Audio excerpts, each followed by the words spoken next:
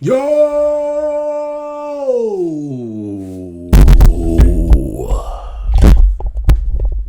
yo. Hold on. Oh wait, this might be loud. Oh, sorry. So good y'all, surprise man. And today we will really quick, really quick.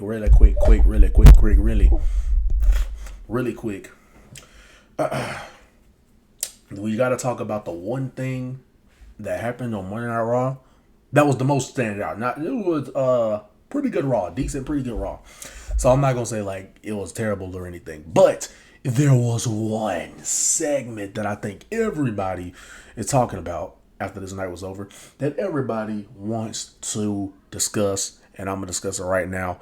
And also, for those who don't know, this is actually my first video from this particular setup where I got a lot more room, got a wide table and all that. So this is actually the first time I'm recording from this setup and from this because I used to be, for those who don't know, with the last setup, it was turned to where I was like that. My camera was like over here, and it was like recording. Love was behind me right here, but now it's switch. I got a bigger table, so now I can switch it to where it's right here. But that was just a side note. But really quick, I've watched the promo segment like probably 3 times now.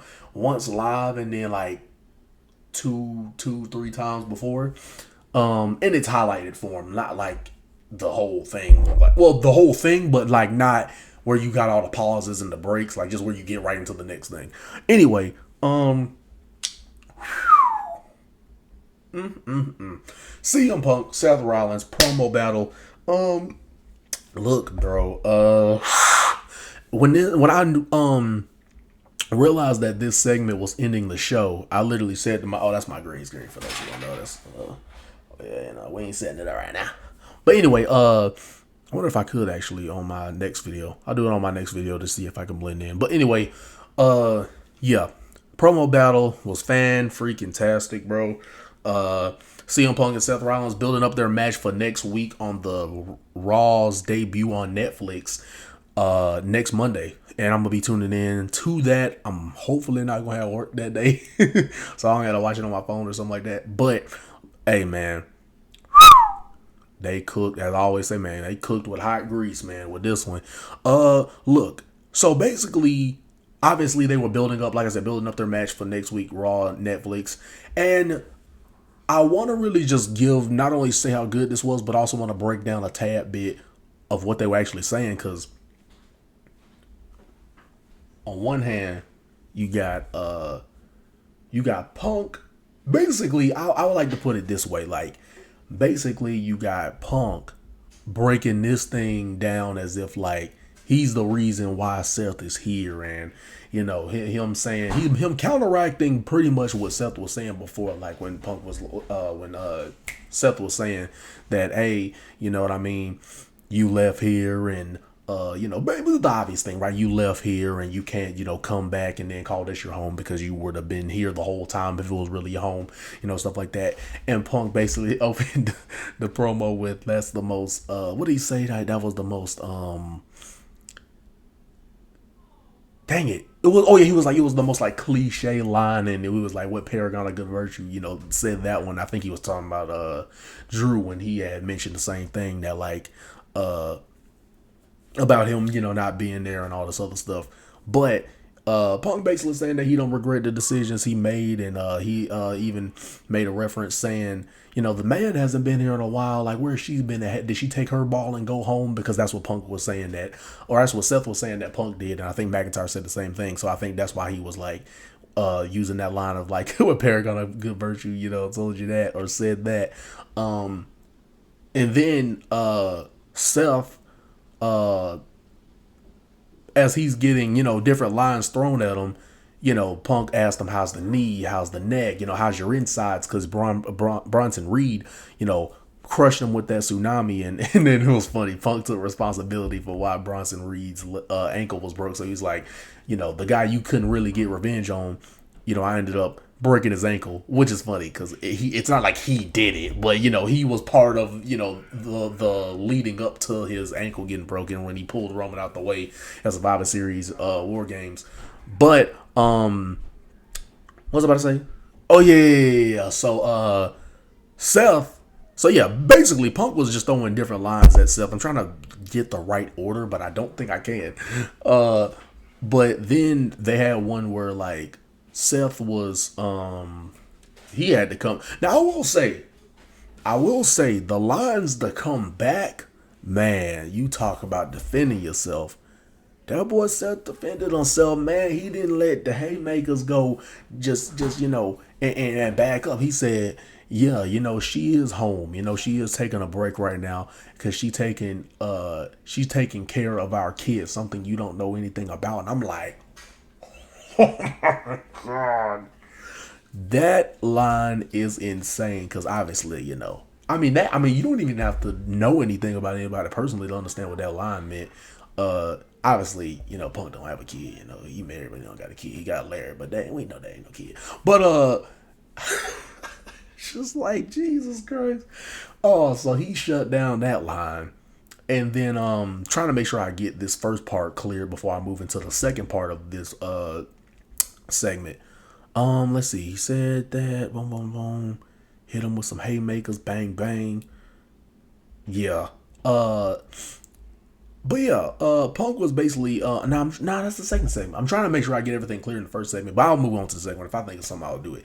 But then the second part was basically Punk explaining how he's the reason why that he's the reason why that Seth is there. You know what I mean? Basically saying that arrows in his back. He was basically making it seem like he was like, bro, I was getting arrows shot in my back, basically saying the crap that WWE put to him through and all that. And you was part of the people essentially shooting that arrow in his back when he should have been helping him up or taking him out of his back. And then when he left for 7 years and all that type of stuff, that was him through that whole time getting those arrows out his back, because he said the pioneers, you basically see the scars on them. You know what I mean? Like, they've been, they're a pioneer when you see that they've been through it. You see the battle scars, and him saying that they were chanting my name mostly during your TV time, and that was crazy. But a little flex right there. But yeah, him basically saying that he was the soul, he was the if it wasn't for him, like, Seth wouldn't be here, you know what I mean? And basically saying that he's back now and that he had to leave because, all of what was going on, and that, and that he's going to basically, he said he was going to bring I think he said his fist of arrows and shove them down Seth's corporate throat. And now I remember the first segment. Then Seth said, because they were going, oh man, because it was like Seth was like, after he, said the fact that, Punk doesn't know what it's like taking care of a kid. Then he said that, you took your ball and you left and you went to the competition. Talking about, AEW went to the competition, and that didn't. And how well did that work out for you? You know what I mean? Because he ended up, all these situations that went on there. Crowd popped pretty good for that one too, man. They might have picked up a little bit, but then they he basically was saying how did that work out for you? It didn't work out too well for you because he ended up right back there. And then he basically said you can't big bro me because now I'm the big bro. Basically saying that would have worked back then, but now nah. You know what I mean? The line don't hit too much. And then Punk was like, he said, I didn't hate the place I worked. I hate the guy. I just hated the guy who was in charge. So dang, Tony just catching us straight for no reason. Hate the guy and he loved you. So that was funny. I was like, Tony loves Seth? I was like, what? I never heard that one.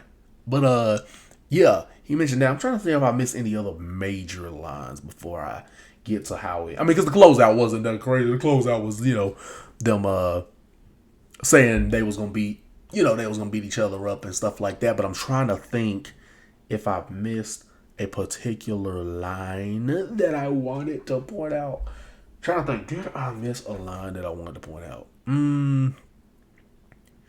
Dang, I know somebody gonna kill me in the comments with one I probably missed. But that, if you were just needed to you need to watch the promo to get its full effect. But it was a great promo segment.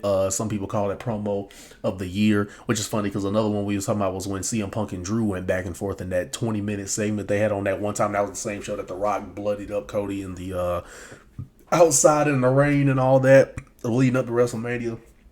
So that was funny how people were saying that was promo segment, not segment of the year. Now they're saying this was promo segment of the year or promo of the year as far as definitely back and forths go, you know.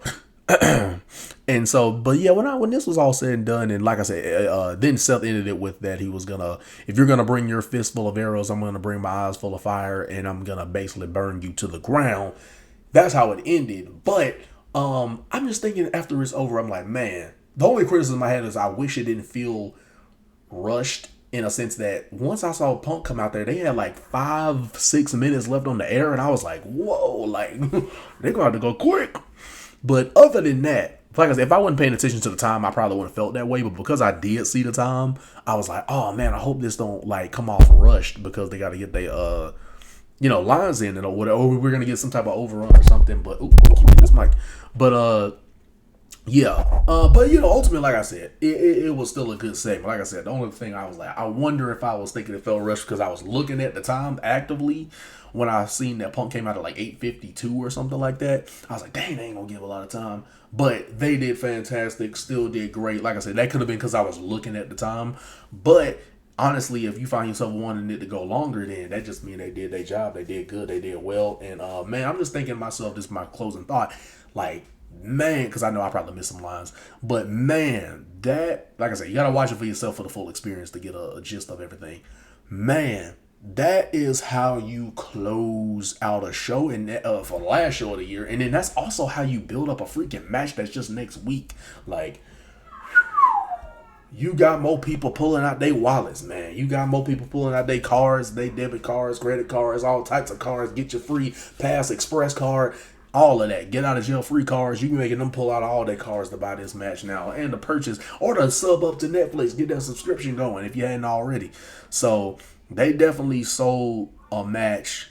They definitely sold their match for this one. Some people say it should be the main event. Hey, you know I'm a big Rock fan. You know what I mean? So even if it don't main event, your boy still gonna be happy and Rock come out there. That'd just be funny if they told that story again of Rock still in Punk's main event. That would be so hilarious. But nah, this is definitely the match. If you want a main event match, this definitely should be the one.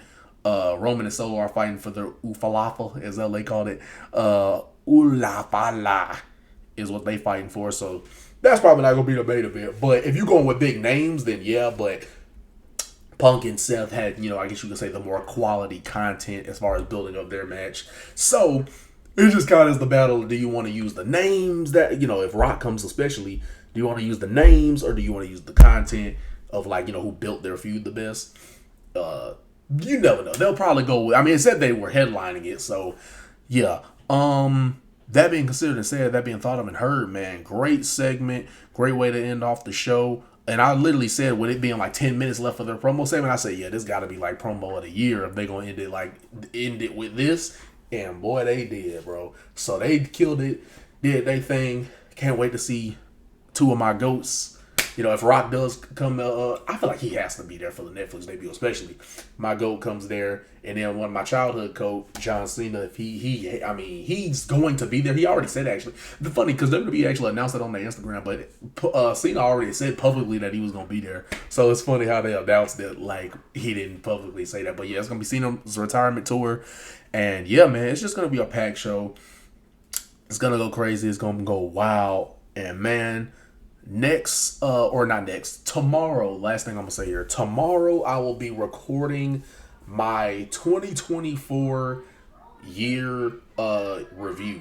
It's going to be a review of the year of 2024 for me personally, like how good it was, certain things I accomplished, certain things I didn't.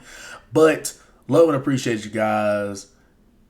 Hopefully you like, comment, and subscribe before you leave here. Great promo segment. You got to see it for yourself. But yeah, tomorrow I will be making my 2024 yearly review of basically just, like I said, how my year went, things that I like, things that, just a whole storytelling of like, how my year went. Because it'll be the last day of the year tomorrow, So Happy New Year to all you guys out there. Merry Christmas, whatever, Happy Hanukkah, whatever you celebrate around this season. Love and appreciate you guys. But at the end of the day, what I gotta say, this one is going to be surprised you coming out with the content, the visions, the bangers over and over again for you guys, and that will continue to run through 2025, man. We're gonna tell you what I ended out the year with. Well, right now I got 1,111 subscribers, so 1111 subs right now, and then we're gonna talk about what we're gonna close out with before the countdown. You know what I mean? But tomorrow, yep, recording my yearly review. And trust and believe with my new setup, we're going to be, when I finally get this audio to work when it comes to live streaming, when I finally get the audio to work where it plays through the earbuds and the live stream, when I get that to work, content is going to be, it's going to be perfect for 2025. Like, content is going to be hit completely different. Bought some new equipment. So, yeah, this is going to be crazy. Live streaming or if I pre-record it. But, hey, man, got some great things in store for 2025. You know, we ended this year with 1,000. We wanted to get to 2,000, but we ended with 1,100, and you know how much that number could go up between now and then. But hopefully, we can end the year next year if we really get that momentum with 10,000. You know what I mean? But we're gonna try to surpass our expectations, keep grinding, and keep our head in the game. Love and appreciate you guys. It was a long outro, but I had to get some things off my chest. Had to let you guys know what's going on tomorrow. But okay, you know that. But yeah. See you guys. Bro, it's just funny hearing that. See you guys in the next video. They know the vibe that DJ is on, and what we on is all the time is good vibes, man. But love you guys. Like, comment, subscribe before you leave. Till I see you guys again in the next video. Peace.